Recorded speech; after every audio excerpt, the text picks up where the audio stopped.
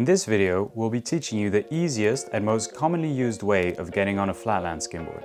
In some scenarios, you may want to jump onto your board in a different way. Here are a couple examples of alternative methods of getting on your board.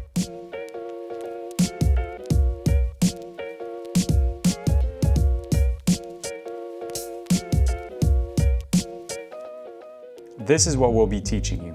It's very simple. You hold your board, you run, you throw the board forward and you jump on your board with forward momentum, bend your knees and ride away.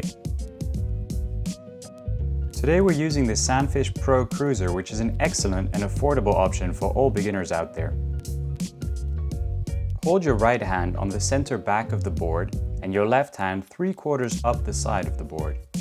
In this video, I'm demonstrating how to skimboard as a regular rider, which means my preferred back foot is my right foot.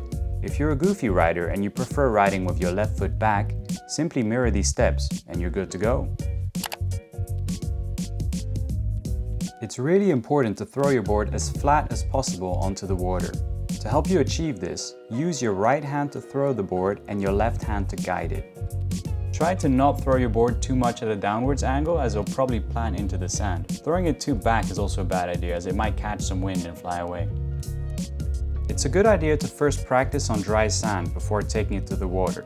Draw a straight line in the sand using your foot, make a couple steps, and make sure the last foot touching the sand is your back foot.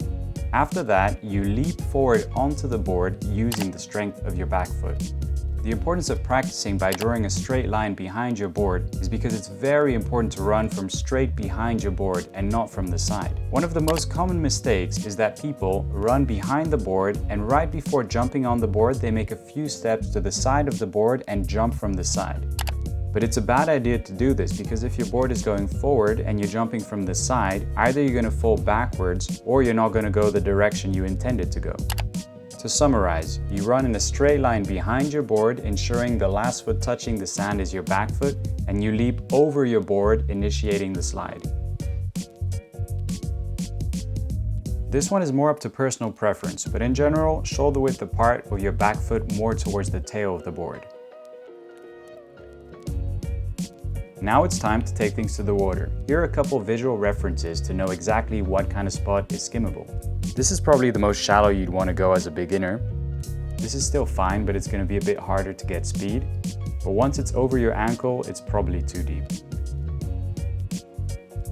For your first runs in the water, practice stationary and slowly work your way up to more speed. As I mentioned before, always leap forward onto the board.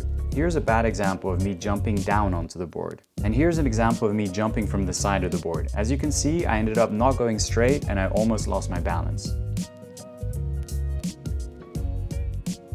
And now it's time to put all those steps together and go skimboarding.